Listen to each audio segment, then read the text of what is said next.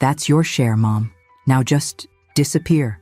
My son Thomas stood in my kitchen, the same kitchen where I'd taught him to make pancakes 40 years earlier, and handed me an envelope containing $10,000 in cash. His eyes, so like his father's in color, but utterly foreign in their coldness, regarded me with the detached calculation of someone completing an inconvenient transaction.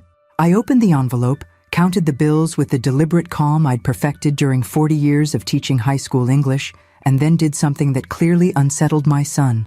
I laughed, not a bitter laugh or a hysterical one, a genuine laugh of pure, crystalline amusement. The kind of laugh that makes others deeply uncomfortable because they don't understand the joke. Is something funny? Thomas asked, his carefully manicured hand adjusting his designer tie, a nervous habit he'd had since college. $10,000, I said, setting the envelope on my worn oak kitchen table. For Montgomery Ranch, 180 acres of prime Texas hill country, a fully operational cattle business, and a historic homestead, plus my Mustang convertible. I shook my head, still smiling. That's quite the bargain you've arranged for yourself. His expression tightened. The deal is done, Mom. I've already sold the property to Sunrise Development.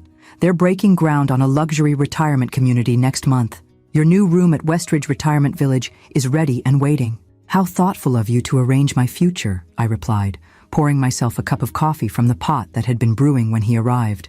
I didn't offer him any. When exactly did I sign over the ranch to you, Thomas? I seemed to have forgotten that particular moment.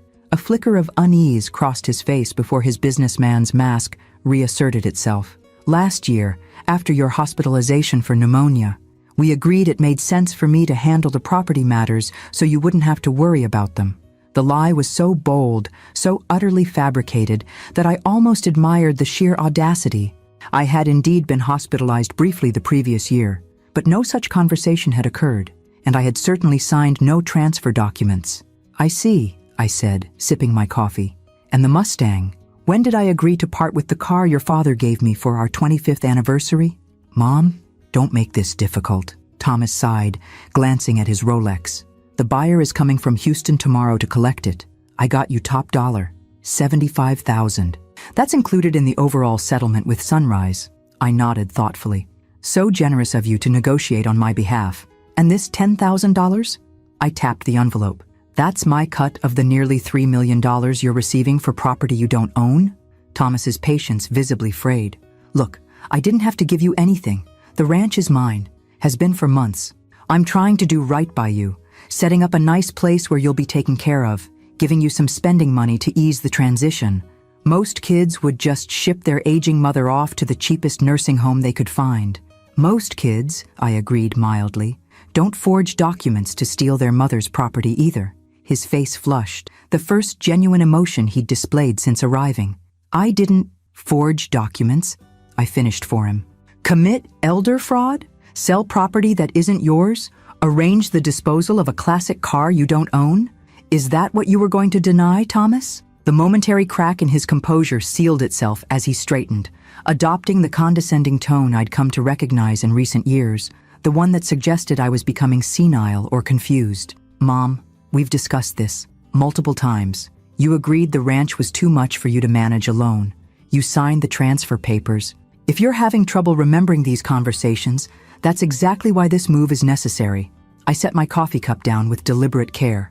At 67, my hands were weathered by decades of ranch work, but they didn't shake, not even now, facing the breathtaking betrayal of my only child. Let me be very clear, Thomas. I never signed any transfer documents. I never agreed to sell Montgomery Ranch or my Mustang, and I'm certainly not having any memory issues. I met his gaze directly. What I am having is a problem with my son committing fraud. For a moment, genuine alarm flashed across his face before his confidence reasserted itself. He actually smiled, that patronizing smile reserved for difficult elderly parents who don't know what's good for them. Mom, I understand this is upsetting. Change is hard at your age, but the arrangements have been made. The sale closes next Friday. You need to be packed and ready to move by Thursday morning. He gestured to the envelope. The $10,000 is a courtesy. Most of the proceeds are going into a trust that will cover your care for the rest of your life. How very considerate, I murmured. Thomas glanced at his watch again. I need to get back to the office. I'll come by this weekend to help you start packing. Focus on personal items. The new place is fully furnished. As he headed for the door, I called after him.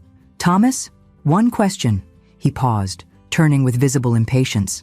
Yes? Did you ever wonder why I've seemed so accommodating this past week? Why I suddenly stopped arguing about the ranch after fighting to keep it for years? A flicker of uncertainty crossed his face. You finally came to your senses, realized I was right all along. I smiled, not the warm smile of a mother, but the knowing smile of someone holding 4 aces in a high-stakes poker game. You might want to rethink that closing date, I said mildly. There might be some complications. What are you talking about? His voice sharpened with the first hint of genuine concern. Just a feeling I have, I replied, picking up the envelope of cash and holding it out to him. You should take this back. You're going to need it more than I will. Thomas didn't take the envelope, his confidence visibly wavering. Stop being dramatic, Mom. Everything's arranged. The papers are signed. The sale is happening. If you say so, I agreed pleasantly. Give my best to Emily. I haven't heard from my granddaughter in a while. I suppose you've been keeping her updated on all these arrangements for my future. The mention of his daughter, my beloved granddaughter who was finishing her sophomore year at Texas A&M, caused Thomas to flinch slightly. Emily has her finals. I didn't want to distract her with family business. Very considerate, I nodded. Well, I won't keep you from your important meeting. I have some calls to make myself. After Thomas left, I remained at the kitchen table, turning my wedding ring around my finger. A habit of 45 years that had continued in the 5 years since Robert's death. The weight of my son's betrayal pressed against my chest like a physical burden, but beneath it burned a different sensation. The quiet, implacable determination that had seen me through every challenge life had presented. I reached for the phone and dialed a number I knew by heart. Sarah, it's Eleanor Montgomery. I need to see you right away. It's about the ranch and some preventative measures we discussed. As I spoke with my lawyer and longtime friend, I gazed out the kitchen window at the rolling acres of Montgomery Ranch, land that had witnessed my wedding, my son's first steps, my husband's final breaths, and now, the ultimate betrayal by the child we had raised with such hope and love. Thomas believed he had orchestrated the perfect plan to dispose of both his aging mother and her valuable property in one efficient transaction.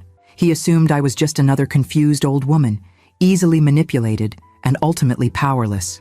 What he didn't know, what he had never bothered to learn, was that I had spent the last 2 weeks executing a plan of my own.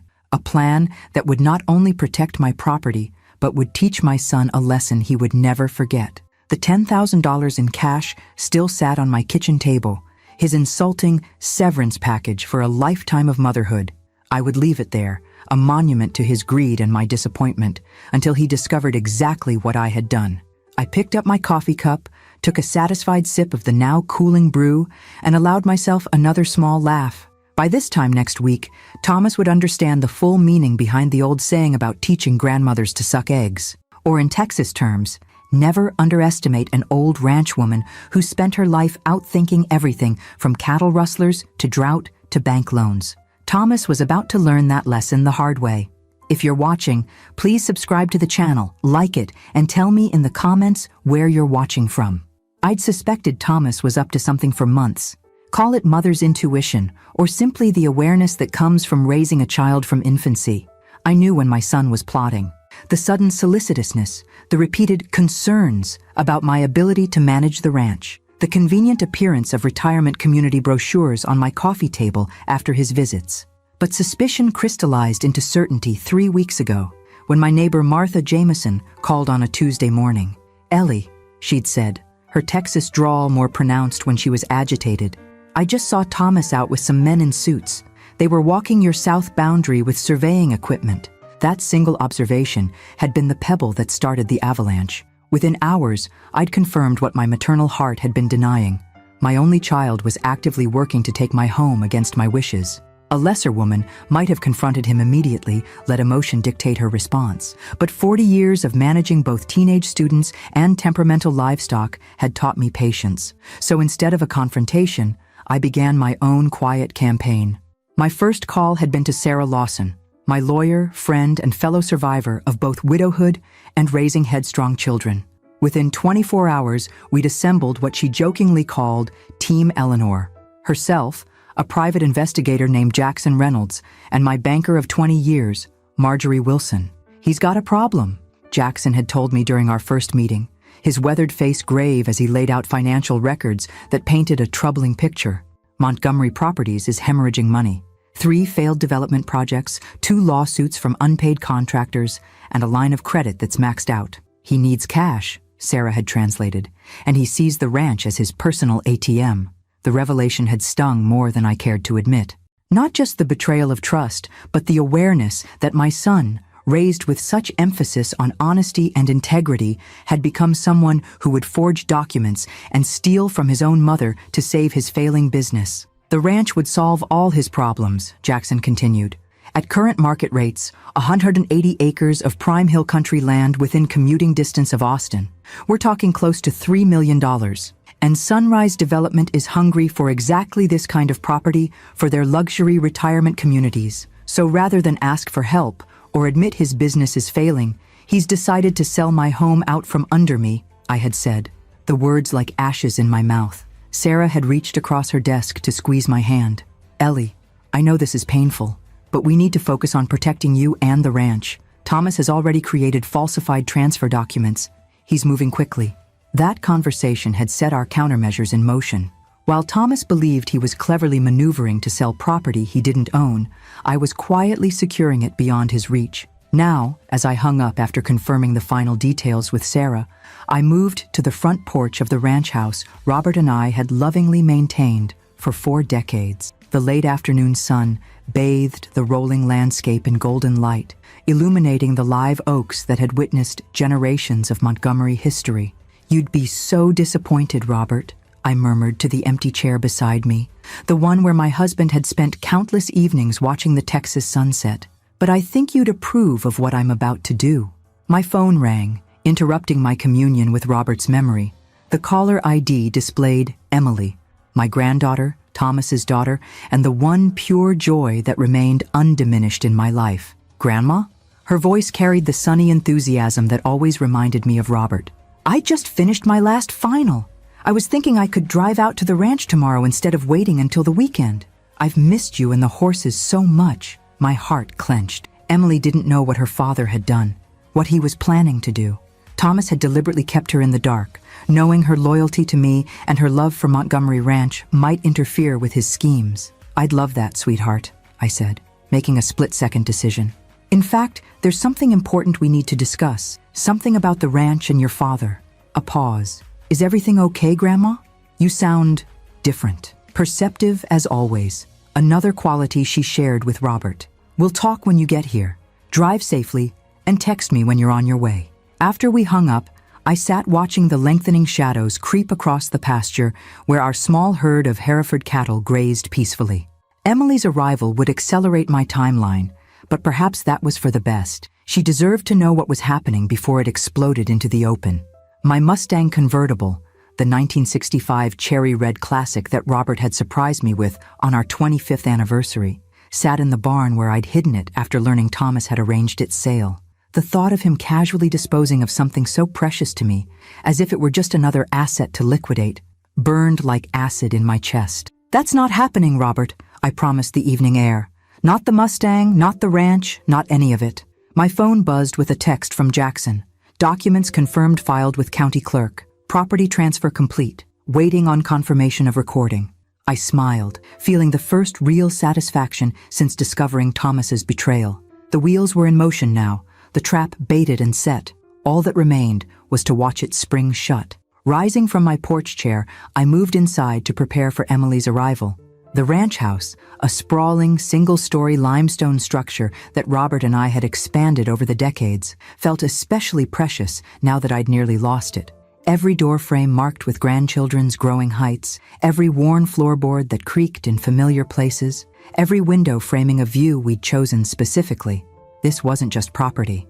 It was the physical embodiment of a life built with love and purpose. I paused in the hallway, studying the family photographs that lined the walls. Thomas as a tow-headed boy on his first pony.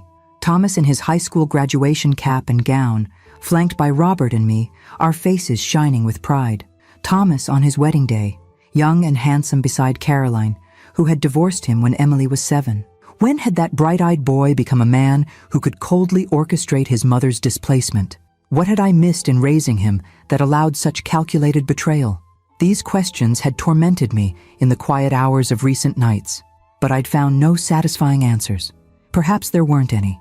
People make their choices, and Thomas had made his. Now he would face the consequences. In the kitchen, I began preparing Emily's favorite meal: chicken fried steak, cream gravy, and homemade biscuits. Comfort food seemed appropriate for what would undoubtedly be an uncomfortable conversation. As I worked, I rehearsed how to tell my granddaughter that her father had attempted to steal my property, forge documents, and relegate me to a retirement facility against my wishes, all while pocketing millions from the sale of land that had been in our family for generations. More challenging still, how to explain what I had done in response and the role she would now play in preserving Montgomery Ranch for the future. The chicken sizzled in the cast-iron skillet that had been my mother's before me, filling the kitchen with familiar aromas. Outside, the first stars appeared in the deepening Texas sky, unchanged by human dramas or betrayals. Whatever happened next, I was ready. Thomas had made his move, believing he held all the cards. He had no idea I'd been playing a different game entirely. Emily arrived just after noon the next day, her ancient Jeep kicking up a cloud of dust as it bounced down the ranch drive. I watched from the porch as she parked beside my truck, her honey blonde hair, so like Robert's in her youth, catching the sunlight as she stepped out. At 19, my granddaughter had bloomed into a remarkable young woman, intelligent, hardworking, and possessing a quiet integrity that sometimes made my heart ache with recognition. She had Robert's height and rangy build, my green eyes, and a connection to Montgomery Ranch that ran soul deep. "Grandma!" She bounded up the porch steps and enveloped me in a hug that smelled of sunshine and the vanilla perfume she'd worn since high school. "I've missed you so much. How are the new foals doing? Did the heifer with the difficult pregnancy deliver okay?" Her immediate questions about the ranch operations brought a smile to my face. Unlike her father, Emily had never seen Montgomery Ranch as merely real estate. From the time she could toddle after me in miniature cowboy boots, she had embraced every aspect of ranch life: the beauty and the hardship, the freedom and the responsibility. "The foals are thriving, and Stella delivered a healthy bull calf 2 weeks ago," I reported, leading her inside. "Coffee? Or are you still on that iced tea kick from college?" "Coffee, definitely. Finals week required dangerous amounts of caffeine." She followed me to the kitchen, dropping her backpack on a chair with the casual confidence of someone completely at home. "So what's this important thing we need to discuss? You sounded serious on the phone." I busied myself with the coffee maker, buying a few moments to organize my thoughts. "It's about your father," I began, keeping my voice measured, "and some decisions he's made regarding the ranch." Emily's expression immediately sharpened. "What's Dad done now? Is he still pressuring you to sell and move to that ridiculous retirement village?" Her immediate leap to the correct general concern caught me by surprise. "You knew about that?" She snorted, accepting the mug of coffee I handed her.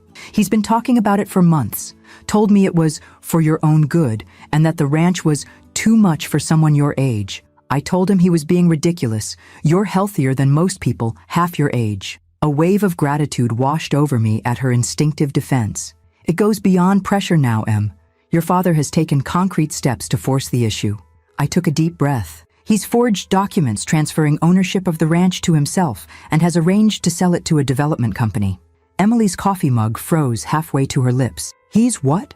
With the same careful precision I'd once used to explain complex literature to resistant teenagers, I laid out the evidence: the falsified transfer documents, the meetings with Sunrise Development, the sale agreement for nearly $3 million, and finally his generous payment of $10,000 meant to buy my compliance. By the time I finished, Emily's face had drained of color, replaced by a flush of anger that reminded me powerfully of Robert in his rare moments of genuine outrage. That's criminal," she said finally, her voice shaking.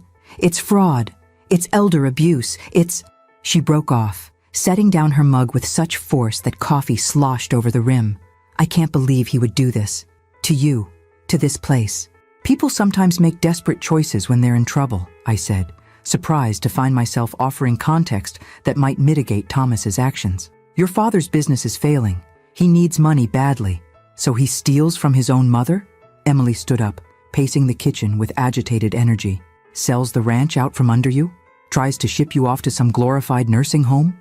She stopped suddenly, turning to face me with fear replacing anger. Can he really do this? Could we lose the ranch? I allowed myself a small, satisfied smile.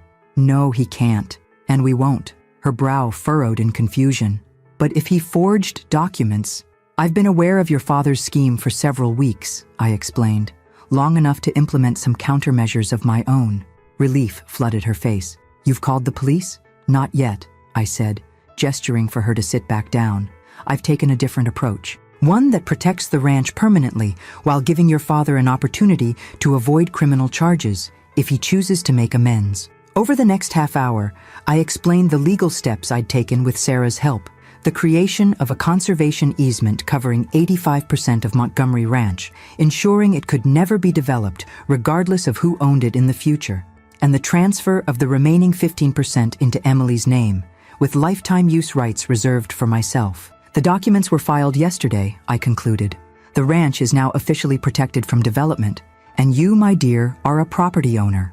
Emily stared at me, visibly processing this seismic shift. You put part of the ranch in my name? But why not keep it all for yourself? Because you're the future of Montgomery Ranch, I said simply. You always have been. Your father sees land as a commodity to be bought and sold for profit. You see it the way your grandfather and I always did, as something to be cherished and stewarded for generations. Tears welled in her eyes. But what happens when Dad tries to complete his sale? When he discovers what you've done? That, I admitted, is going to be unpleasant. The sale is scheduled to close next Friday. Thomas will discover then, if not sooner, that he's attempted to sell property he doesn't own, and never did. He'll be furious, Emily whispered. Undoubtedly, I agreed. But he'll also be exposed. The forged documents, the attempted fraud, all of it will come to light. Sunrise Development will withdraw from the deal immediately to avoid legal complications. Will you press charges? Her question cut to the heart of my ongoing internal struggle. I sighed, reaching across the table to take her hand. I haven't decided. Part of me wants to, not out of vengeance, but because actions should have consequences. Another part remembers rocking him to sleep as a baby, teaching him to ride his first horse, watching him graduate from college. My voice caught unexpectedly. He's still my son, Em. Despite everything. Emily squeezed my hand, her eyes reflecting understanding beyond her years. What can I do? How can I help? Just being here helps more than you know, I told her honestly. But there is something specific I need your assistance with. Your father has arranged to sell my Mustang to a collector from Houston. The buyer is coming tomorrow. Her eyes widened. Grandpa's anniversary gift to you? Dad's selling that too? I nodded grimly. For $75,000. Money he planned to pocket while telling me it was included in my settlement. That's... She seemed at a loss for words that could adequately capture such a betrayal. Indeed, I agreed.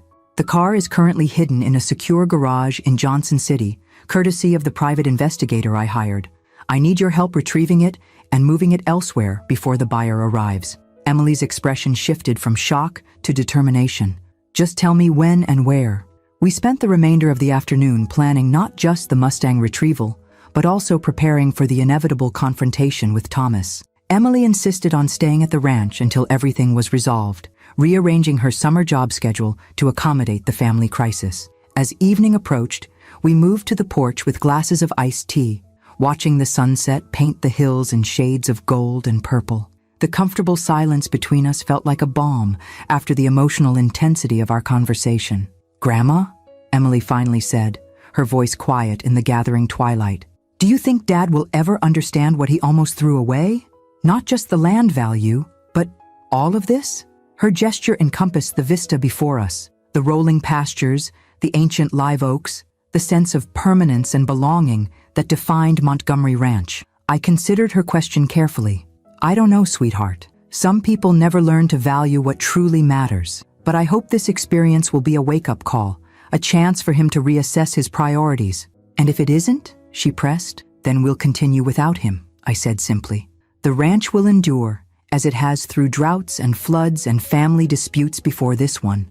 What matters is that we preserved it for the future, your future, and perhaps someday your children's. Emily nodded, her expression solemn in the fading light. I won't let you down, Grandma. I promise. I know you won't, I assured her, feeling for the first time since discovering Thomas's betrayal a genuine sense of peace. The ranch would continue, not as a luxury development erasing decades of Montgomery history, but as the working land Robert and I had cherished, now safeguarded for another generation. Tomorrow would bring its own challenges, retrieving the Mustang, preparing for Thomas's inevitable fury when his scheme collapsed, navigating the complicated emotions of standing firm against my own child's betrayal. But tonight, sitting beside the granddaughter who embodied our family's best qualities, I allowed myself to simply be grateful for the foresight that had enabled me to protect what mattered most. The Mustang gleamed under the morning sunlight, its cherry red paint almost luminous against the weathered wood of Jackson Reynolds' private garage in Johnson City. I ran my hand along the sleek hood, memories flooding back with the cool touch of metal beneath my palm. "She's still beautiful," Emily breathed beside me, appreciation evident in her voice. "Your grandfather surprised me with it for our 25th anniversary," I told her, though she'd heard the story many times before. "Drove it right up to the house with a giant bow on top. Said a quarter-century of putting up with him deserved something special." Jackson Reynolds, the private investigator who'd been instrumental in uncovering Thomas's scheme, stood a respectful distance away, keys in hand. In his 60s, with the weathered face of a man who'd spent considerable time outdoors, he had the quiet watchfulness of someone accustomed to observing rather than being observed. "Car's been kept secure since we moved it 3 days ago," he reported. "No signs of anyone looking for it. But according to my sources, the buyer from Houston is expected at Montgomery Ranch around noon today." I checked my watch, 9:17 a.m. Plenty of time to get it safely to Martha's barn. My neighbor had readily agreed to hide the Mustang on her property, eager to assist in what she called my justified revenge tour. "I still can't believe Dad sold your car," Emily said, shaking her head in disbelief. "A car you don't even own." "He's operating under the assumption that he controls all my assets now," I explained, taking the keys from Jackson. "In his mind, the Mustang is just another item to liquidate for quick cash." The betrayal still stung, sharp and fresh despite the days I'd had to process it. This wasn't just any car. It was a symbol of Robert's love, a vessel that carried precious memories of Sunday drives through the hill country. Robert's hand warm on mine as it rested on the gear shift. "The buyer's going to be pretty disappointed when he shows up and there's no Mustang," Emily observed, a hint of satisfaction in her voice. "More than disappointed," Jackson added. "According to what I've uncovered, he's already wired a deposit to your son's account. $20,000, non-refundable." I winced at that revelation. Thomas's scheme was unraveling faster than even I had anticipated, creating collateral damage beyond our immediate family. That poor man is an innocent party in all this. He believes he's making a legitimate purchase. "We could warn him," Emily suggested. "Call and explain the situation before he makes the drive from Houston." I considered this briefly before shaking my head. "No. If we tip our hand now, Thomas might accelerate his plans for the ranch sale. Better to let events unfold naturally." I slid into the Mustang's driver's seat, the familiar leather embracing me like an old friend. Besides, the buyer's disappointment will be temporary. Thomas's reckoning will be permanent. Emily climbed into the passenger seat while Jackson provided final instructions. I would drive the Mustang to Martha's property using back roads to avoid being spotted. He would follow at a distance in his nondescript sedan to ensure we weren't observed. Emily would drive my truck back to the ranch afterward as if returning from a normal errand. The Mustang's engine roared to life with a sound that always reminded me of Robert's laugh, robust, powerful, unashamedly joyful. As we pulled out of the garage and onto the rural route that would take us home via a circuitous path, I felt a surge of something I hadn't experienced in weeks, pure pleasure. "You're smiling," Emily observed, the wind whipping her blonde hair as we accelerated. "Am I?" I hadn't realized. "I suppose there's something satisfying about taking back what's rightfully mine."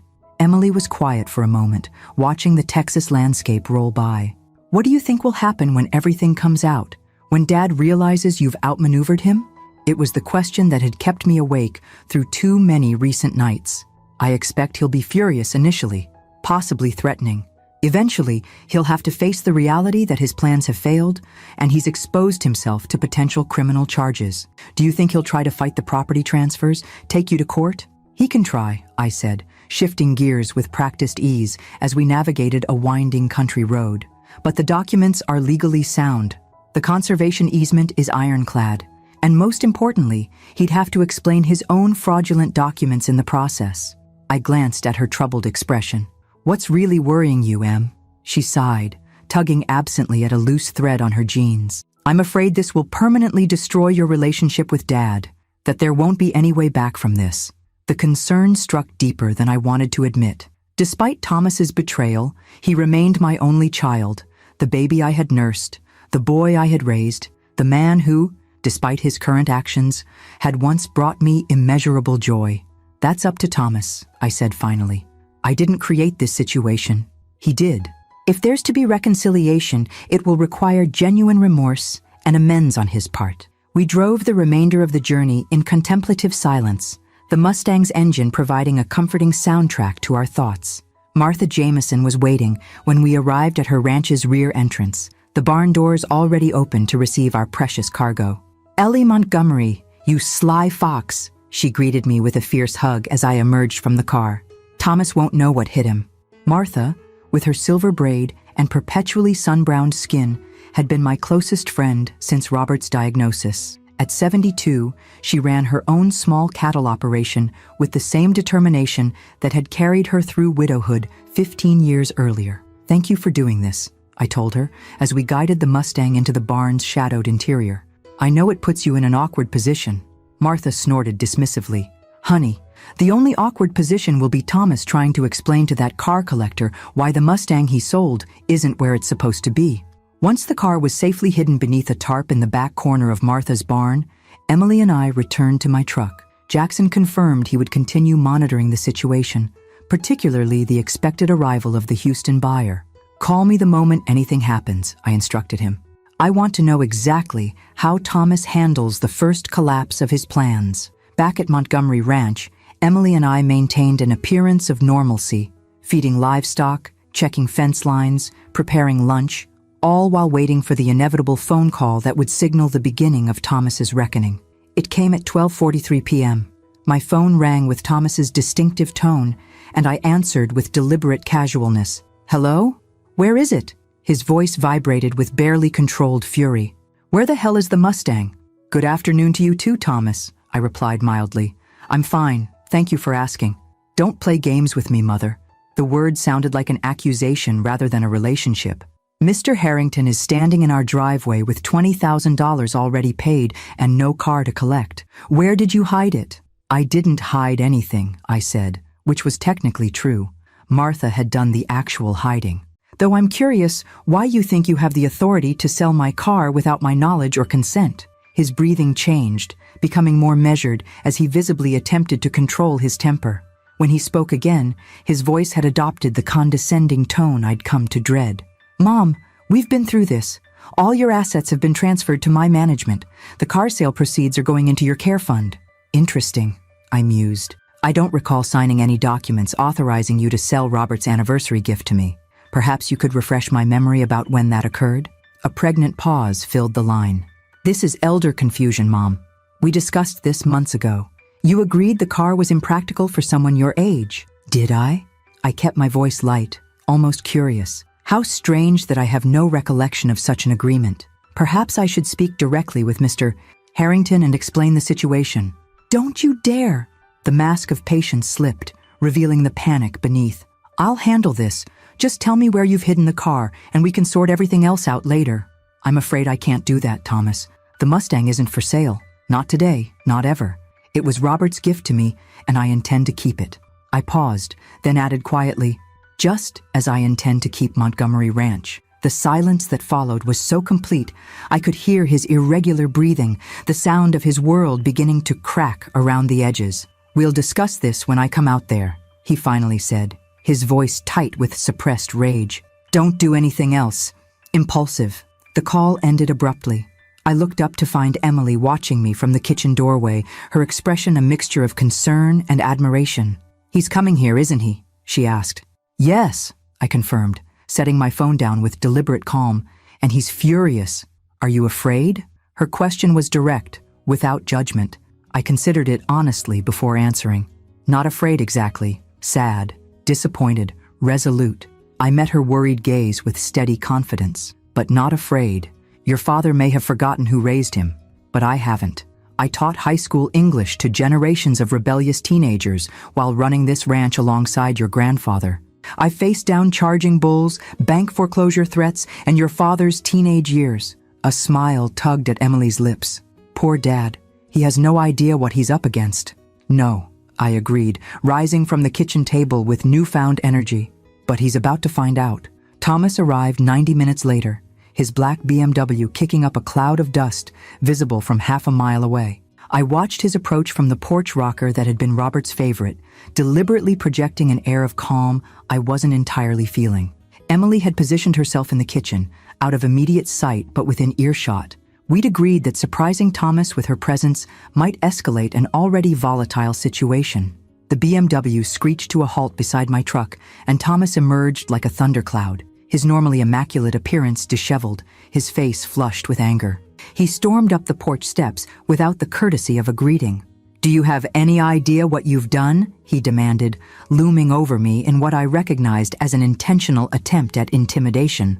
"Harrington is threatening to sue me for fraud. $20,000 down the drain, my reputation damaged, and all because you decided to play games with the Mustang." I continued rocking, maintaining eye contact, but refusing to be baited into matching his tone. "Interesting perspective, Thomas. From where I sit, you attempted to sell property that doesn't belong to you, accepted a deposit for said property, and are now facing the natural consequences of those actions." "It's my car," he shouted, abandoning all pretense of the patient son dealing with a difficult elderly mother. "Everything is mine now. The car, the ranch, all of it. You signed the transfer papers last year." "Did I?" I kept my voice calm, almost curious. "Perhaps you could show me these papers? I seem to have misplaced my copies." His expression flickered between rage and calculation. "They're filed with the county clerk. You know that." "Actually," I said, rising slowly from the rocker to meet him at eye level, "I visited the county clerk's office last week. There were no legitimate transfer documents on file, Thomas. Only forgeries submitted with a falsified signature." The blood drained from his face so rapidly, I almost worried about his health. "What are you talking about?" "I'm talking about fraud, Thomas, elder exploitation, criminal forgery, all serious offenses with significant penalties." I stepped closer, lowering my voice. "Did you really think I wouldn't notice you were trying to steal my home? That I would just passively accept being shipped off to Westridge while you pocketed millions from selling land your father and I spent 40 years building?" He took an involuntary step backward, his confidence visibly crumbling. "You're confused. You're mixing things up. We discussed all this." "Stop." My teacher voice, the one that had quelled classroom disturbances for decades, sliced through his protests. "No more lies, Thomas. I know everything. The meetings with Sunrise Development, the financial troubles with your company, the falsified documents, the $2.8 million sale scheduled to close next Friday." I watched realization dawn in his eyes. "Yes, I've been several steps ahead of you for weeks." His breathing changed, becoming shallow and rapid. "How did you—" "I hired a private investigator the moment Martha spotted you with surveyors on my property," I explained, feeling a curious mixture of satisfaction and grief as his scheme unraveled before my eyes. "Jackson Reynolds, former sheriff's deputy. Extremely thorough. He documented everything, Thomas. Every meeting, every document, every lie." Thomas sank onto the porch bench, running his hands through his perfectly styled hair until it stood in disarray. "Mom, listen. The business is in trouble. I'm facing bankruptcy if I don't get an infusion of capital. The ranch was just sitting here, appreciating in value, while you stubbornly refuse to consider the practical solution." "Stealing from your mother is never a practical solution," I interrupted, my voice sharp with long-suppressed anger. "Forging documents is not a business strategy. Trying to force me into a retirement home against my wishes is not practical. It's cruel and possibly criminal." A heavy silence fell between us, broken only by the distant lowing of cattle and the whisper of wind through the live oaks. When Thomas finally spoke, his voice held a dangerous edge. "So what now? You turn me in? Press charges against your only son? Create a public scandal that destroys both of us?" He looked up, his expression hardening. "Or we can still fix this. The ranch sale can proceed. You'll get a generous settlement, more than the $10,000. enough to live comfortably wherever you choose. I almost laughed at the audacity, that even now, with his scheme exposed, he believed negotiation was possible. The ranch isn't for sale, Thomas. Not now, not ever. At least not during my lifetime. You can't stop it, he snapped, rising to his feet with renewed confidence. The closing is next week. The paperwork is filed. Sunrise has invested significant resources in planning the development. About that, I said mildly, you might want to check with the county clerk again. Some new documents were filed yesterday that you should find enlightening. Suspicion narrowed his eyes. What did you do? The screen door creaked open behind me as Emily stepped onto the porch. She protected the ranch, Dad, something you should have been helping with instead of trying to steal it. Thomas froze at the sight of his daughter, genuine shock replacing calculation. Emily, what are you doing here? You're supposed to be at college. Finals ended yesterday, she replied coolly. I came straight to the ranch when Grandma called. Good thing I did. Your grandmother is confused, Thomas began, shifting instantly to damage control. She's misinterpreting some standard estate planning. Stop lying, Emily interrupted, her voice trembling with barely contained emotion. I've seen the evidence, the forged documents, the sale agreement with Sunrise, your plan to pocket millions while shipping Grandma off to a retirement home. It's all documented, Dad. Thomas glanced between us, visibly reassessing the situation. I could almost see the gears turning as he realized he was facing not just his aging mother, but a united front that included his daughter. What documents were filed yesterday? He finally asked, wariness replacing outright aggression. A conservation easement covering 85% of Montgomery Ranch, I explained calmly. The land can never be developed, subdivided, or used for anything other than agricultural purposes, regardless of who owns it in the future. The implication hit him like a physical blow. You can't do that. The development plans are no longer viable, I finished for him. Sunrise will discover during their final title search that the property they thought they were purchasing cannot legally be developed. The sale will collapse. You'll destroy me, he whispered, genuine fear replacing anger in his eyes. The business is leveraged to the hilt. I've taken deposits, made commitments based on this sale going through. You did that, I corrected gently. Not me. You built a house of cards on land you didn't own. He turned to Emily, desperation evident in his appeal. You have to understand. The ranch is just sitting here, an underutilized asset. Your grandmother can't manage it alone indefinitely. I was trying to create financial security for everyone. Emily's expression remained unmoved. By forging documents? By selling Grandpa's anniversary gift to Grandma? By lying to everyone involved? She shook her head. Don't try to dress this up as something noble, Dad. It was theft, plain and simple. Thomas's shoulders slumped, the fight visibly draining from him as he realized the extent of his defeat. So what happens now? You turn me into the police? It was the question I'd been wrestling with since discovering his betrayal. The maternal instinct to protect warred with the clear-eyed recognition that actions should have consequences. That depends on you, I said finally. The easement is non-negotiable. The ranch will never be developed during my lifetime or after. But there might be a path forward that doesn't involve criminal charges if you're willing to make genuine amends. Hope flickered in his eyes, quickly tempered by suspicion. What kind of amends? Full disclosure to Sunrise about your fraudulent representations, return of any deposits or payments they've made, a formal written acknowledgement that you have no ownership claim to Montgomery Ranch or any of my personal property, including the Mustang. I paused, then added the final condition, and participation in family counseling, with Emily and me. His pride visibly rebelled at these terms, especially the last one. And if I refuse? Then I'll have no choice but to file a formal complaint with the sheriff's office, I said quietly. The evidence is comprehensive, Thomas. Forgery, fraud, elder exploitation. These aren't minor offenses. The weight of his situation settled over him like a physical burden. For the first time since he'd arrived, I glimpsed something authentic beneath the calculation and anger. Genuine fear of the consequences he now faced. I need time to think, he said finally. You have until tomorrow morning, I replied, my tone making it clear this wasn't negotiable. By noon, I need your decision.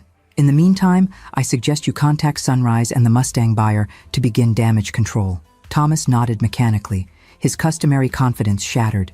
Without another word, he descended the porch steps and returned to his BMW. We watched in silence as he drove away, dust settling in his wake. "Do you think he'll agree to your terms?" Emily asked once the sound of his engine had faded. "I don't know," I admitted, feeling suddenly exhausted by the confrontation. "Your father has never been good at admitting mistakes, but he's also pragmatic. The alternative to my terms is potential criminal prosecution."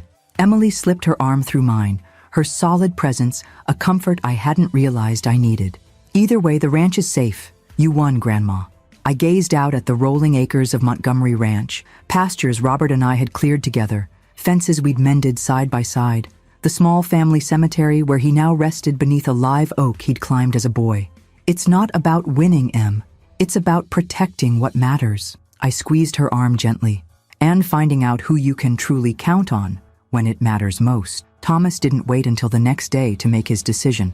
He called at 9:17 that evening, his voice stripped of its usual confidence. "I'll accept your terms," he said without preamble when I answered.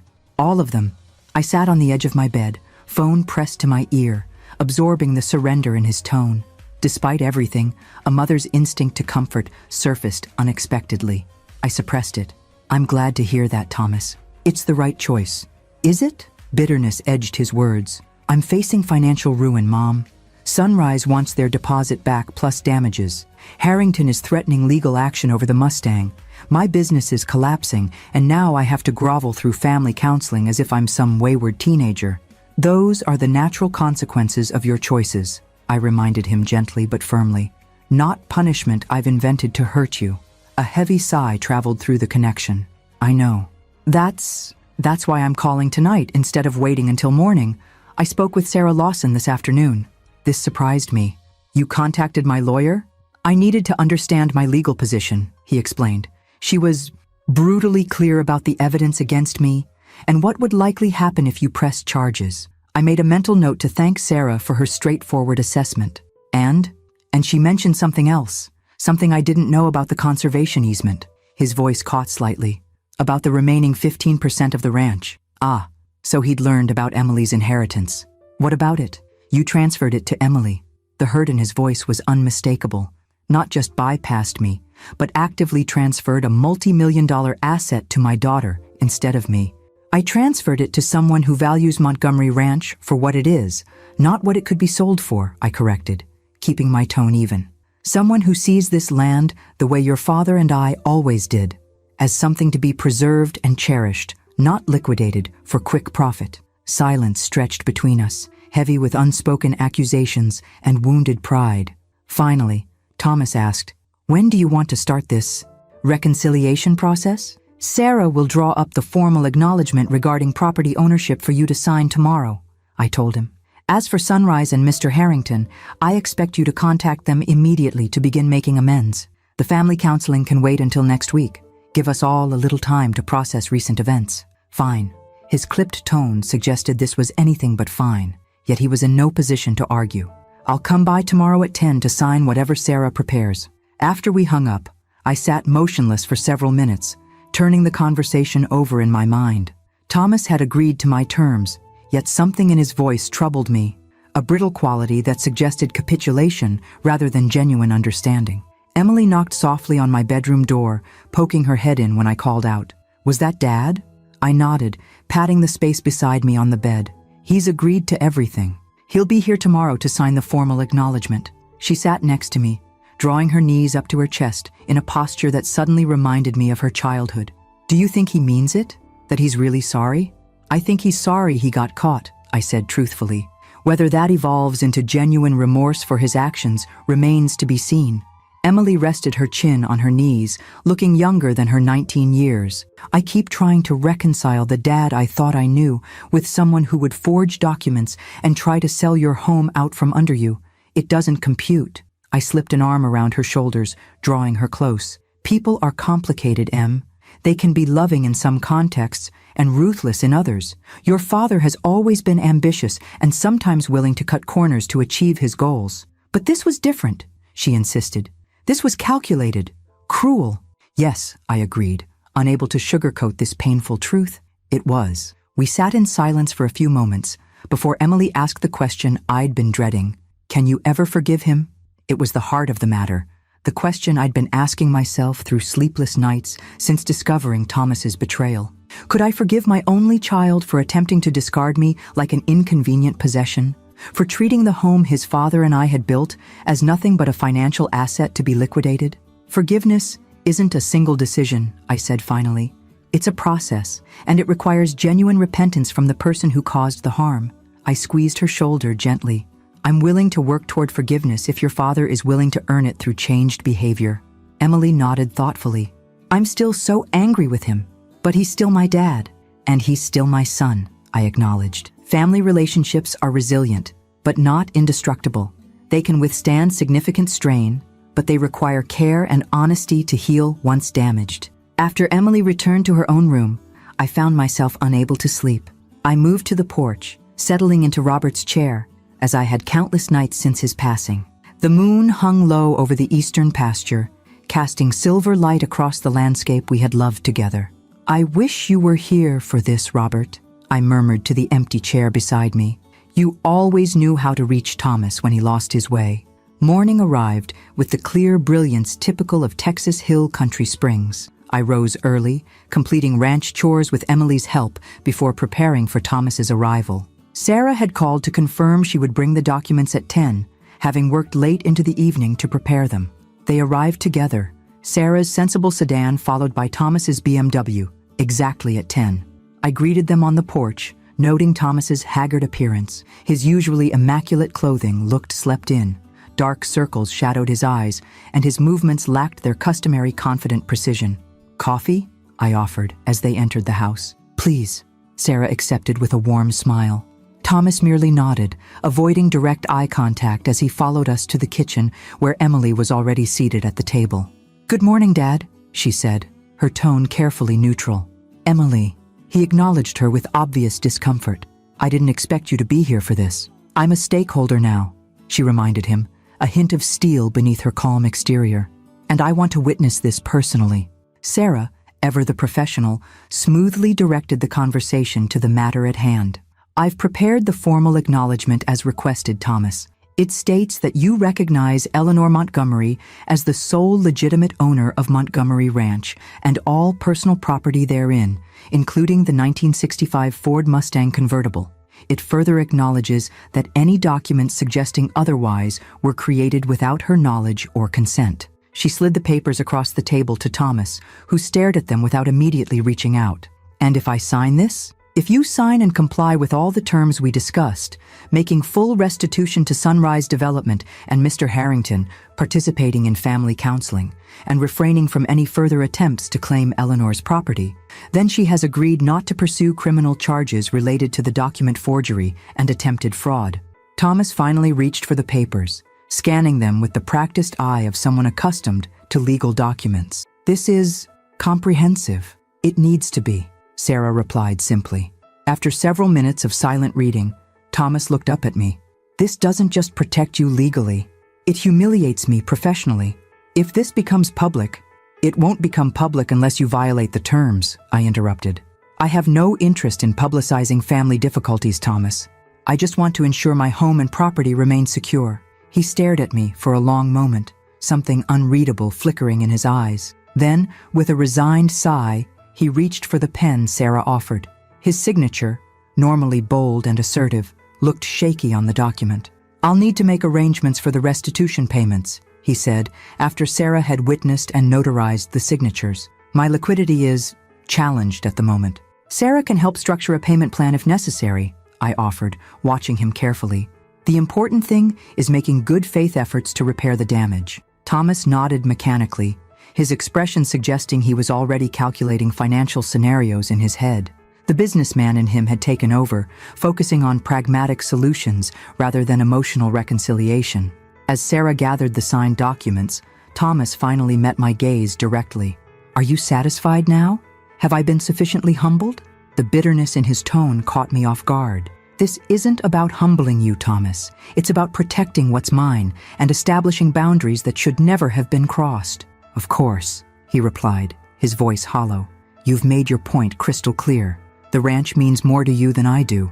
Always has. Before I could respond to this fundamental mischaracterization, he stood abruptly. I need to go. I have calls to make to begin the restitution process. Emily rose from her chair. "Dad," but Thomas was already moving toward the door, his rigid posture broadcasting his desire to escape further conversation. We followed him onto the porch, where he paused briefly, surveying the ranch with an expression I couldn't quite read. "I'll contact you about scheduling the counseling," he said without turning around. Then he was gone, striding to his car with quick, angry steps.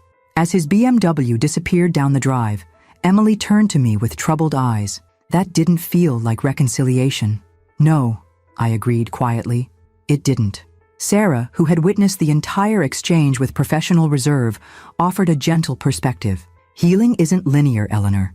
Thomas has had his entire worldview challenged in the span of a few days. His plans have collapsed, his financial security is threatened, and he's been forced to confront some uncomfortable truths about himself. It will take time for him to process all of this. If he chooses to process it at all," Emily muttered, her disappointment evident. I gazed after the dust cloud marking Thomas's departure, feeling a complex mixture of victory and loss. I had protected Montgomery Ranch, secured it for the future Emily represented, yet the cost had been steep.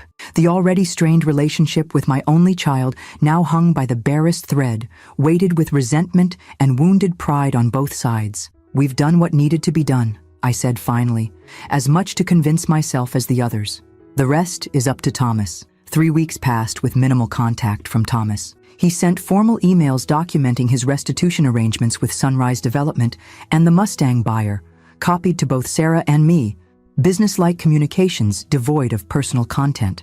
When Sarah proposed potential counselors and session times, his responses were prompt but terse, agreeing to dates while expressing nothing about his feelings regarding the process. The ranch settled into early summer rhythms. Cattle moved to fresh pastures, garden vegetables ripening under the strengthening sun, fence repairs completed before the worst heat arrived. Emily had decided to stay for the entire summer, deferring her planned internship in favor of helping me with ranch operations and, I suspected, keeping an eye on my well-being. On a particularly warm Thursday afternoon, Martha arrived unannounced, her ancient pickup rattling up the drive as Emily and I were repairing a water trough in the east pasture. "Thought you might want to know," she announced without preamble as we approached. "Thomas's house is up for sale. Sign went up this morning." The news hit me with unexpected force. "His house? The one in Austin?" Martha nodded grimly. "Realtor friend called me. Said it's listed substantially below market value, a motivated seller situation." Emily and I exchanged concerned glances. Thomas's home in one of Austin's most prestigious neighborhoods had been his pride and joy. A 5,000 square foot showcase property he'd often reminded us was worth nearly $2 million. "Did your friend mention why he's selling?" I asked Martha. "Not officially," she replied, "but word travels fast in real estate circles. Apparently, he's facing significant financial pressure. The collapse of the Sunrise deal was just the beginning of his troubles." I absorbed this information with a growing sense of unease. Thomas's business had already been struggling when he attempted to sell Montgomery Ranch. Without that influx of cash, combined with the restitution payments he'd agreed to make, his financial situation might be dire indeed. "Have you spoken with him recently?" Martha asked, her directness tempered by genuine concern. "Not really," I admitted. "We have our first counseling session scheduled for tomorrow, but our communication has been strictly formal since he signed the acknowledgement." Martha's weathered face creased with sympathy. "Proud men fall the hardest, Ellie, and your boy has always had more pride than sense." After she left, Emily and I finished the trough repair in thoughtful silence. Back at the house, as we washed up for dinner, Emily finally voiced what we'd both been thinking. "Do you think Dad's going bankrupt?" I sighed, drying my hands on a dish towel embroidered with bluebonnets, a gift from Robert our first Christmas on the ranch. "It's possible. The business was already in trouble, and the additional financial obligations from his attempted fraud may have pushed him over the edge." Emily leaned against the kitchen counter, her expression troubled. "Should we do something?" The question carried layers of complexity. What, exactly, could or should we do? Thomas had attempted to steal my home and property. He had forged documents, lied repeatedly, and treated me with callous disregard. Yet he remained my son, Emily's father, Robert's only child. "Let's see what happens at the counseling session tomorrow," I suggested. "That will give us a better sense of where he stands, not just financially, but emotionally." The family counselor Sarah had recommended maintained an office in a converted Victorian house in Johnson City. Dr. Abigail Winters specialized in family estrangements and elder issues, expertise perfectly suited to our situation. Thomas was already seated in the waiting room when Emily and I arrived, his attention fixed on his phone, his posture rigid with tension. "Hello, Thomas," I greeted him, striving for a neutral tone. He looked up, nodding acknowledgement without warmth. "Mom, Emily." The formality between us, mother and son, father and daughter, felt painfully unnatural. Dr. Winters emerged from her office moments later, a woman in her 50s with kind eyes and an air of quiet authority. "The Montgomery family? I'm Dr. Winters. Please come in." Her office offered comfortable seating arranged to facilitate conversation rather than confrontation, cushioned chairs positioned in a loose circle rather than opposing couches. She began by establishing ground rules for our sessions, emphasizing respectful communication and the goal of understanding rather than simply assigning blame. "Before we begin addressing specific issues," she said once we were settled, "I'd like each of you to share what you hope to achieve through these sessions. Eleanor, would you start?" I gathered my thoughts carefully. I hope to understand how we reached this point, how my son could believe it was acceptable to forge documents and attempt to sell my home without my knowledge, and I hope to find a path forward that allows us to rebuild some measure of trust and relationship. Dr. Winters nodded encouragingly. "Emily?" My granddaughter shifted in her seat, visibly uncomfortable with the therapist's spotlight. "I want to understand too. And she glanced at Thomas, "I want my dad back. The one I thought I knew before all this happened." Thomas's expression remained carefully neutral, though a muscle twitched in his jaw at Emily's words. When his turn came, he cleared his throat before speaking. "I'm here because it's a condition of avoiding criminal charges," he stated flatly. "I've agreed to make restitution to the affected parties and participate in these sessions. I'll fulfill those obligations." Dr. Winters regarded him thoughtfully. "That explains your presence, Thomas, but not what you hope to achieve while you're here." He shrugged, a gesture of forced indifference. "Closure, I suppose. A recognition that family relationships sometimes reach their natural end." His words sent a chill through me. Natural end? Thomas, we're not discussing a business partnership. We're talking about mother and son, father and daughter. Relationships that come with obligations and expectations I apparently couldn't meet, he replied, an edge creeping into his voice. "You've made your priorities clear, Mom. The ranch means more to you than I do. Always has. You've ensured I can never have it, not even after you're gone, by placing it in a conservation easement and giving Emily the only transferable portion." Dr. Winters interjected before I could respond. "Thomas, I hear significant hurt in your words. Can you help us understand why you feel the ranch represents a priority over you in your mother's eyes?" Thomas laughed without humor. "My entire childhood was shaped by that ranch. Dad's constant refrain, 'The ranch comes first.' Vacations canceled because calves were being born. School events missed because of sudden emergencies with livestock or equipment. Mom and Dad working from dawn till dusk, while I was essentially raised by babysitters, and later, left to my own devices." I stared at him, genuinely shocked by this characterization. "Thomas, that's simply not true. Yes, the ranch required significant work, but your father and I made every effort to include you, to attend your events, to create family time." "Your version of family time was putting me to work," he interrupted, the veneer of control cracking.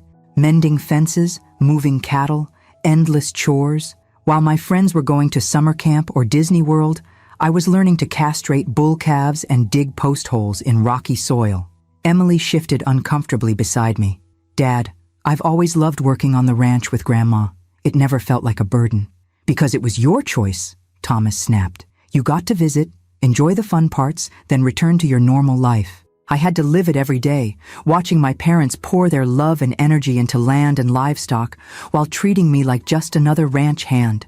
The bitterness in his voice stunned me. How had I never recognized this deep-seated resentment? Had I been so blind to my own child's experience? "Thomas," I said carefully, "if that's how you felt, why did you never say anything? And why would you want the ranch at all if you resented it so deeply?" His expression hardened. "I wanted to control the thing that had always controlled me, to finally have power over the entity that shaped my entire childhood. And yes," he added with brutal honesty, to sell it off piece by piece until nothing remained but profit in my bank account. The naked confession hung in the air between us, breathtaking in its hostility. Dr. Winters allowed the silence to stretch, giving us space to absorb the revelation. "It seems," she finally observed, "that we're uncovering some very deep-rooted feelings about Montgomery Ranch, feelings that go far beyond its monetary value. This gives us important context for understanding recent events." Thomas leaned back in his chair, seeming almost relieved to have finally voiced his long-harbored resentment. "None of it matters now. The ranch is permanently protected. Emily gets the only transferable portion. I get nothing but bills for restitution and a failing business." "Is that true?" Dr. Winters asked, turning to me. "Thomas receives no inheritance at all under your current arrangements?" I hesitated, caught between the legal reality and my maternal instinct. "The conservation easement protects the ranch from development, but doesn't dictate inheritance beyond the portion transferred to Emily. The remainder would still pass to Thomas upon my death, though he would be bound by the easement restrictions, rendering it essentially worthless from my perspective," Thomas added bitterly.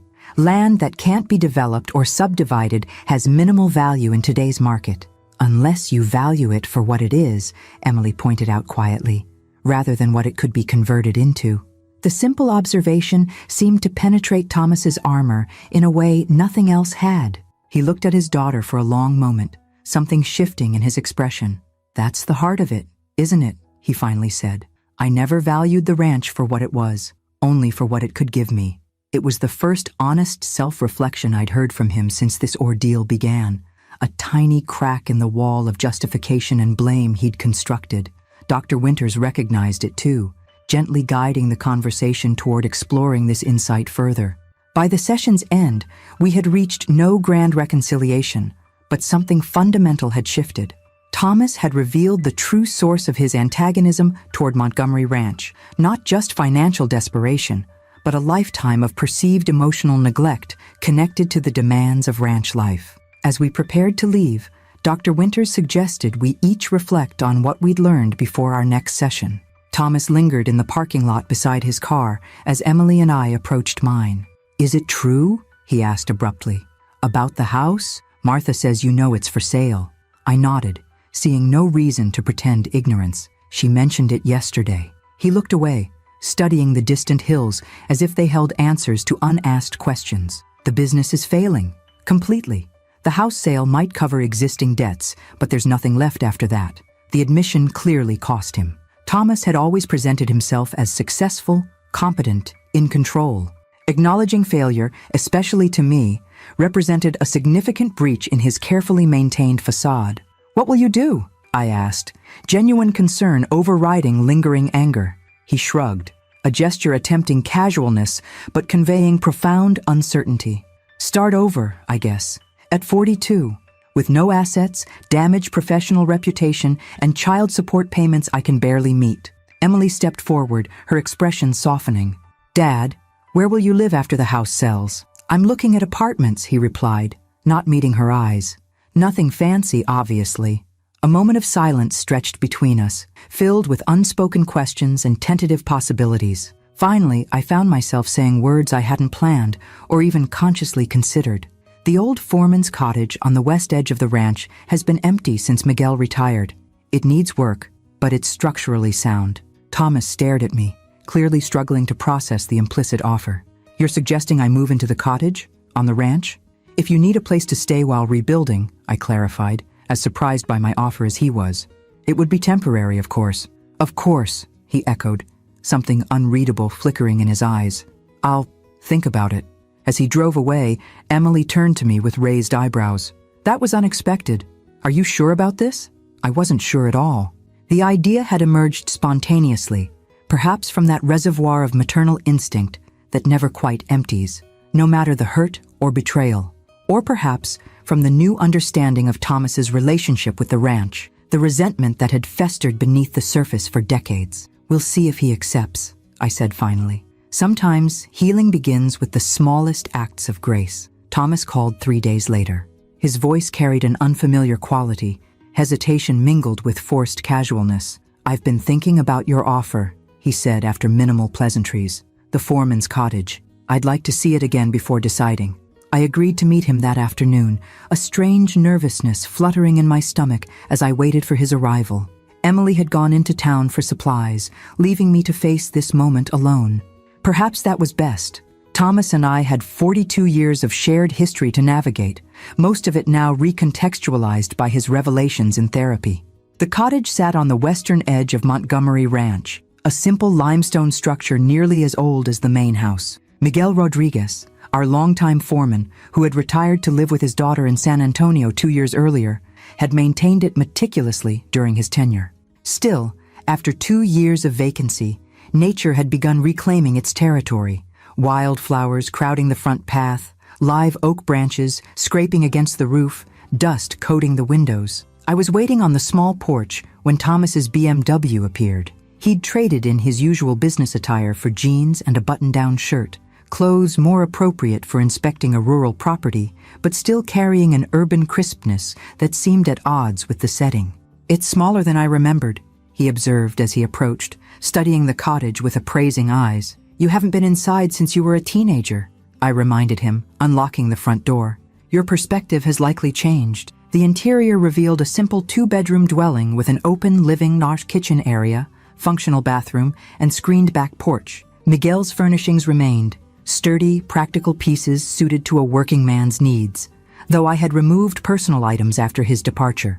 Thomas moved through the space with careful attention, testing faucets, opening closets, examining the aged but serviceable appliances. "The roof looks like it needs work," he noted, pointing to a water stain on one ceiling corner.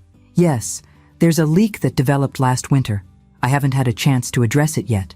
I watched him catalog the cottage's flaws and virtues with a realtor's practiced eye. "It needs attention, certainly, but it's solid, and it's available." He completed his inspection in silence before stepping onto the back porch, which offered a view of rolling pasture land stretching toward the setting sun. For a long moment, he simply stood there, hands braced against the railing, expression unreadable. "Why are you doing this?" he finally asked, not turning to face me. "After what I tried to do to you, why offer me shelter on the very property I attempted to steal?" It was the question I'd been asking myself since making the impulsive offer. "I'm not entirely sure," I admitted, moving to stand beside him. "Maybe because you're still my son, despite everything. Maybe because I understand better now, after our counseling session, why you resent this place so deeply." "I don't know if I can live here," Thomas said quietly.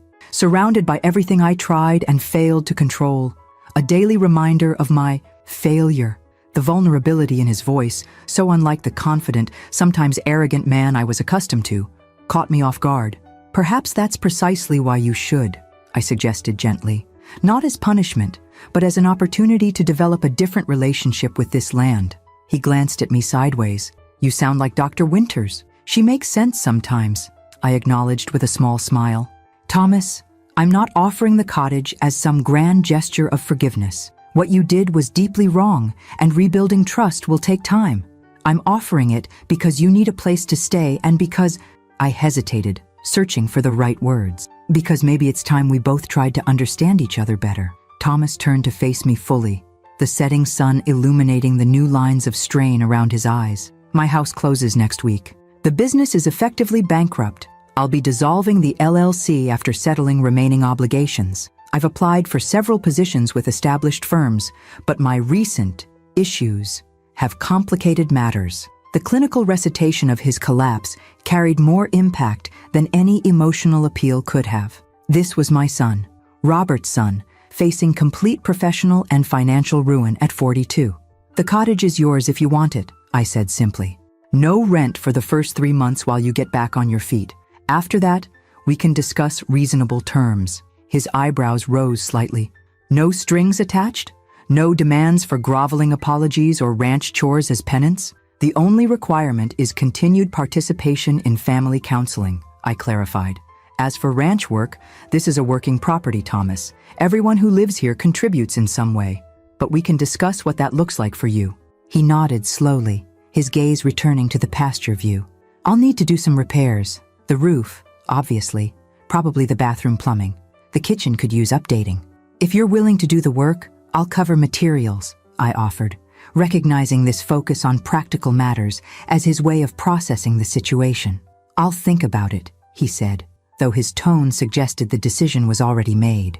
2 weeks later, Thomas moved into the foreman's cottage. The timing coincided with Emily's planned return to college for a summer session, creating an awkward transition period where father and daughter circled each other with careful politeness. Their relationship remained strained, Emily still processing her father's betrayal, Thomas struggling to reconcile his pride with his diminished circumstances. "Are you sure about this?" Emily asked the night before her departure, helping me wash dishes after dinner. "Having Dad here on the ranch? After everything?" I handed her a plate to dry, considering my answer carefully. "I'm not sure of anything except that he's family, and family is complicated. He tried to steal your home," she reminded me, as if I could have forgotten.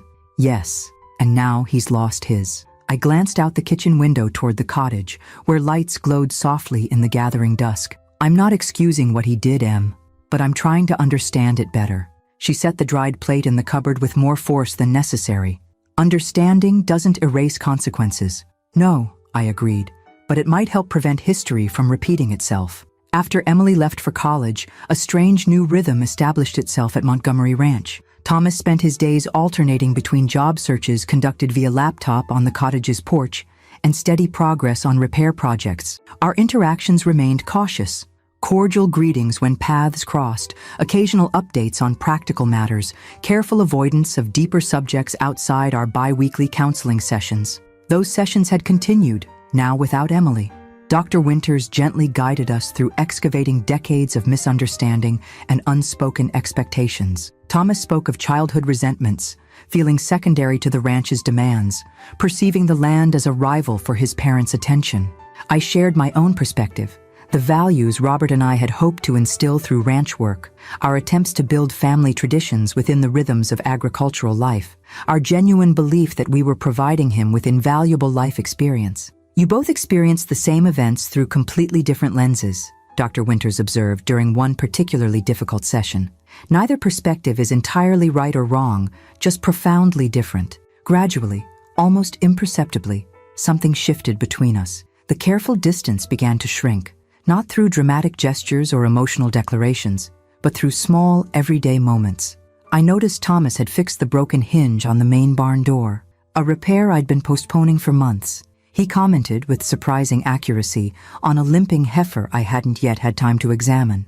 I left fresh eggs on his porch when the chickens produced excess. He cleared fallen branches from the drive after a thunderstorm without being asked. One evening, about a month after he'd moved into the cottage, I spotted Thomas sitting on his back porch, watching the sunset with such concentrated attention that curiosity drew me across the pasture that separated our homes. "Mind some company?" I called as I approached. He looked up, momentary surprise giving way to a nod of invitation. "Help yourself." I settled into the second rocker, a new addition he'd purchased and assembled himself, and joined him in contemplating the spectacular Texas sunset painting the western sky in impossible shades of orange, pink, and gold. "Dad used to say Montgomery sunsets were better than anything in a museum," Thomas remarked unexpectedly, breaking several minutes of companionable silence. The casual reference to Robert, spoken without bitterness or irony, caught me off guard. "He did say that," I agreed, memories washing over me, usually with a cold beer in his hand. A ghost of a smile touched Thomas's lips, and his boots propped up no matter how many times you told him not to put his feet on the furniture. The shared memory hung between us like a fragile bridge spanning a deep chasm, tentative but real. Neither of us seemed willing to risk its collapse by venturing further, so we returned to watching the sun's final descent in silence. As I rose to leave in the gathering darkness, Thomas cleared his throat. "The north pasture fence has some weak sections," he said, his tone deliberately casual. "I noticed it when I was walking the property line yesterday. I could take a look at it tomorrow if you'd like." The offer represented more than mere repair work. It was the first voluntary engagement with ranch maintenance he had initiated since childhood. "I'd appreciate that," I replied, keeping my voice equally casual despite the significance of the moment. "I've been meaning to check it myself, but haven't found the time." As I walked back to the main house under a sky now filling with stars, I felt a curious lightness in my chest. Not forgiveness exactly. That would require more time and evidence of genuine change. Not reconciliation in any complete sense, but perhaps the first tentative roots of something new growing in the churned soil of our shared history. Montgomery Ranch had witnessed countless cycles of destruction and renewal over its long existence. Drought followed by healing rains, wildfires followed by green regeneration, decay transforming into new growth. Perhaps our family would follow a similar pattern, finding its way toward restoration through the patient work of time and truth. Summer heat settled over Montgomery Ranch with oppressive intensity. July in the Texas Hill Country brought temperatures that regularly climbed above 100 degrees, turning daily chores into endurance tests and making evenings on the porch, when cooling breezes occasionally offered relief, the most anticipated part of the day. Thomas had been living in the foreman's cottage for nearly 2 months. His integration into ranch life had progressed with the same cautious increments that characterized our slowly healing relationship. Tentative steps forward, occasional retreats, but a general trajectory towards something resembling functional family dynamics. He'd found employment with a small architectural firm in Johnson City, a position that utilized his design background while avoiding the high-pressure development world he'd inhabited before. The commute was manageable, the salary modest but sufficient, and the work environment apparently congenial. I noticed a gradual easing of the tension he'd carried since his financial collapse, a loosening of the tight shoulders, fewer lines around his eyes, occasional spontaneous comments about interesting projects at work. Ranch tasks had become part of his routine as well. Each morning before leaving for the office, he completed a quick check of the nearest pastures and water sources. Weekends found him addressing the seemingly endless maintenance projects that ranch life generated, mending fences, clearing brush, repairing equipment. He approached these tasks with a competence that reminded me he had indeed absorbed the practical education Robert and I had provided, despite his resentment of it. Our counseling sessions continued, though now scheduled bi-weekly rather than weekly. Dr. Winters had guided us through increasingly productive conversations about our shared past and possible future. Emily joined by video call when her schedule permitted, her initial skepticism gradually softening as she witnessed the subtle shifts in her father's behavior and attitude. One particularly sweltering afternoon, I was checking cattle in the south pasture when the ranch truck began making an ominous knocking sound. I nursed it back toward the main buildings, but it died completely about a quarter mile from home, leaving me stranded in the merciless July heat. I pulled out my phone to call for assistance, only to discover no signal, not unusual in certain pockets of the ranch where hills blocked reception.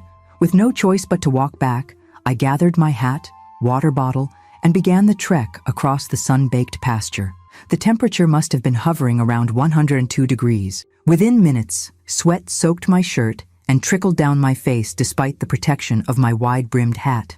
At 67, I remained in excellent condition for my age, but heat exhaustion was a risk for anyone in these conditions. I'd covered perhaps half the distance when dizziness first struck, a momentary swimming of my vision that forced me to stop and steady myself. I took a careful sip from my nearly empty water bottle, knowing I needed to conserve what little remained. The second wave of dizziness hit harder.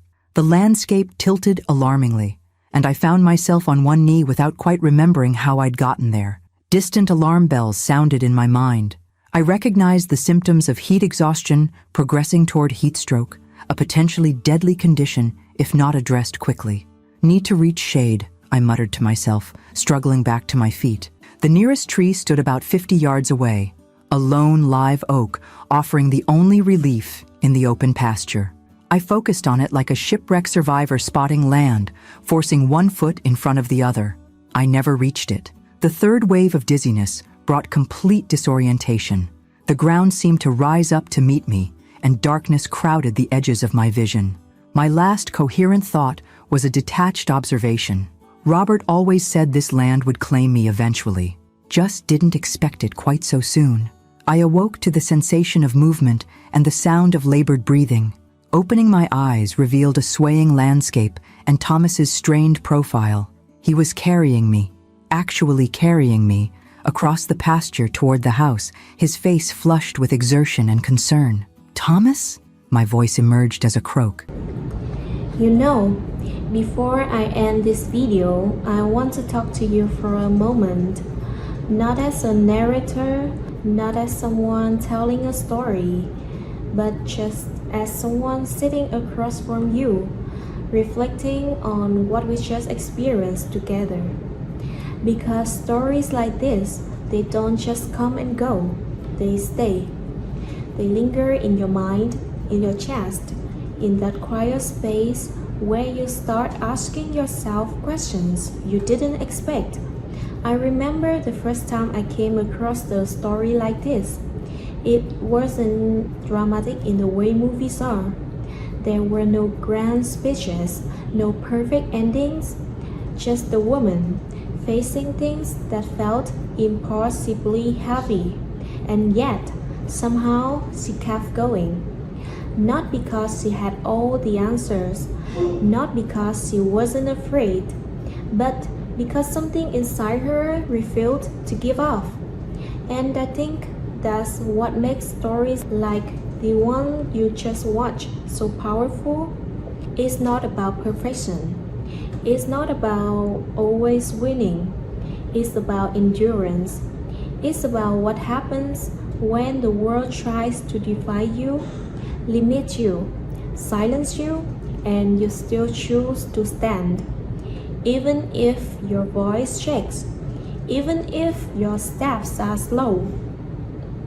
The women in these stories, they not just characters, they represent something real, something that has existed for generations, strength that has been passed down, even though pain, courage that show up, even when it feels like there's nothing left. And if you really think about it, how many times has that kind of strength gone unnoticed? How many stories were never told? How many voices were never heard?